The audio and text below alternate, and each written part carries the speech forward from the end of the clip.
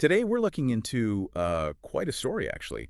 The Vader Cannabis Company. Yeah, we've got some great insights here, mainly drawing from notes compiled by the team at Nug Notes.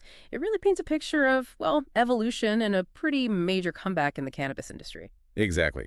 And we know you, our listener, appreciate getting the core information, like efficiently, but still thoroughly. Right. So this deep dive aims to give you that comprehensive view without getting totally bogged down in the weeds, so to speak. Right. We're honing in on the key moments, the hurdles they faced, and the strategies behind Vader's journey and their return to the legal market now. So the mission today, Mm-hmm. pretty clear. Understand how Vader became such a big name, what challenges they hit, and the thinking behind this re-entry everyone's watching. Okay, let's dig in. It starts way back, doesn't it? Late 90s. That's right. The Nug Notes point to the Vader twins starting out in Los Angeles, late 1990s, basically doing street deals initially. That ground level hustle, it's a key part of their origin story. And they scaled up pretty fast from there, it seems. Around 2004, they pivot to supplying dispensaries. Just as Prop 215 was really starting to shape things, show some adaptability. For sure. And then by 2006, they're running their own shop, a pre-ICO one, apparently pulling in over 30 grand a day. 30,000 a day. Wow. Yeah, a huge number for the time. It suggests, not just volume, but probably a really good grasp of what people wanted locally and how to move product in that kind of gray legal area back then. So that early success wasn't just luck. It was built on scale, maybe loyalty, and definitely some grit. Mm. It laid the groundwork financially, too, I bet. Absolutely laid the foundation. Then you jump to 2011, and this feels like a massive shift. The launch of Vader Extracts. Right, Vader Extracts. That seems pivotal. Oh, absolutely a turning point. When Vader Extracts launched in 2011, it just exploded onto the Southern California scene. They got known for clean, but maybe more importantly, affordable BHO, butane hash oil. BHO, yeah. That was huge back then. Relatively cheap to make, accessible. That must have fueled their growth. Totally. Accessibility was key, and the scale was just incredible. We're talking supplying over 1,000 dispensaries. 1,000. How did they even manage the logistics for that in such an early stage of the industry? What did that take? It's a good question. It must have required a seriously efficient operation, probably building on all those earlier relationships they'd made. And the Nug Notes mentioned the product itself, that Vader shatter, always in that distinctive black envelope. It became like a standard site in LA and the Inland Empire. Yeah, I remember seeing those. Yeah. That kind of branding just through being everywhere and looking consistent. That's powerful stuff. Incredibly valuable. And they weren't just, shipping product. They started making waves in the competition scene, too. High Times Cannabis Cups. Ah, yes. The cups. Tell me about that. Well, 2012, High Times Medical Cannabis Cup in LA. They didn't just compete, they took first and second place for concentrates.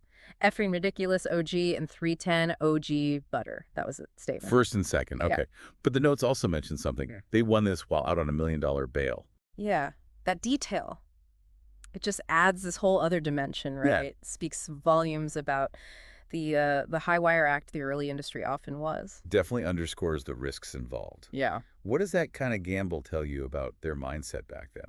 That determination? Well, it points to that relentless drive, that ambition that really defined a lot of the early players who were basically building the market while the rules were still being written. Mm-hmm. The notes even mention a Dab City YouTube video from that cup captures the whole vibe, the energy of their rise. And the winning didn't stop in 2012. They kept hitting the high time circuit hard, 2014, 2015. Yeah, collecting awards, best booths in places like Denver, NorCal, Michigan, more first-place concentrate wins too, Seattle with Blue Dream X Tanny, Jamaica with Agent Orange, and Skywalker OG. So it became more than just having good concentrates. It was about building that whole brand image, that presence in the community. Exactly. And then you hear about Rae Sremmurd performing at their booth, which they describe as stadium style. That's next level. Stadium style booth. Okay. They weren't just selling stuff. They were creating a scene, a lifestyle connection. It's that deeper brand building, connecting with the culture. Okay, so they've got this huge SoCal presence, this strong brand. The next step seems almost logical looking back. Expansion. Which brings us to 2018, Barcelona. Right. A big leap. Taking that West Coast cannabis culture vibe and trying to plant it in Europe. Co-founding Kush House and Conectar in Barcelona with partners Pete and Kay, it shows some serious global thinking. Kush House wasn't just about cannabis, though, was it? There was music, media involved. That's the thing. They aimed to build a whole cultural hub. Cannabis was central, sure, but it included music, media, that whole lifestyle package. Okay, Conectar. Conectar grew to operate in, over 150 cannabis clubs across Spain. Shows their ambition wasn't small scale, and they could figure out how to work in a completely different regulatory environment. That international move really does show adaptability, building a community around the brand in a whole new context. But then, things go a bit quiet. Leading up to this 2025 comeback with Casemakers, 7 years is a long time in cannabis. It really is. And the notes mention that period involved a lot of delays, relocation struggles. It just highlights how volatile this industry can be, constant hurdles. So this relaunch with Casemakers, their new recreational brand, feels like a very deliberate pushback into the spotlight. Totally deliberate. And they're coming back with a lot of product. Over 40 SKUs mention flower, half ounces, even premium rosin. Rosin, right. Yeah. Moving beyond just BHO. That's significant, often seen as higher quality, solventless. Exactly. And they have a specific pricing strategy, too, apparently aiming to undercut the bigger corporate guys. And they're explicitly saying they want to recapture that 215-era dominance, but do it legally this time under Prop 64. That's the core of it, leveraging the old reputation while playing by the new rules. You saw it at Kush Festival 2025. They showed up after 7 years away with this unmissable green lowrider-style trailer. OG KUSH license plate made a statement. And the response was good. Shops were interested. Apparently, yeah. Immediate positive buzz shows the brand name still has real pull. It's also key that they're not just a brand name floating out there. Vader Cannabis Company is vertically integrated. Manufacturing, distribution licenses, they control the whole chain. From the grow to the jar to the shelf, as they say. That gives them a lot of control, doesn't it? Especially versus companies maybe relying on outside funding. Absolutely. Vertical integration means tighter control over quality, costs, supply. And the notes emphasize this relaunch is self-funded. No big outside investors calling the shots. So they maintain that independence, that control over their vision. Exactly. It lets them stick to their guns, maintain that consistency. And then there's this other layer, the personal story. Lou Dog's return.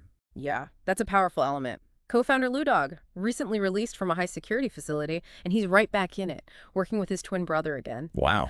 It's a narrative of, incredible perseverance, that core partnership being reunited, that resonates with people who followed them from the start.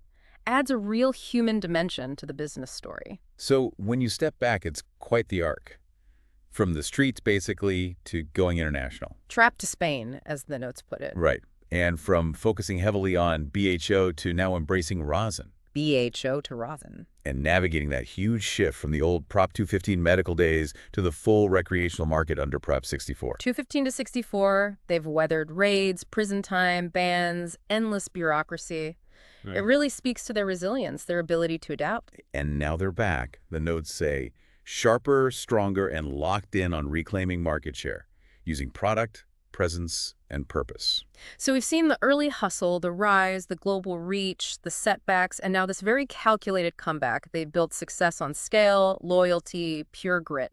And now they're adding that established brand power and market adaptation to the mix. Which leads to a really interesting question for you, the listener, to think about. Considering this whole history, their resilience, their current strategy, what does Vader's return really mean for the cannabis industry today? Yeah, how might it shake things up between those legacy players, the OGs, and the big, newer corporate outfits? And maybe even broader than cannabis. What lessons are there here about just sheer perseverance, about evolution, about adapting when you face massive obstacles? Definitely something to chew on.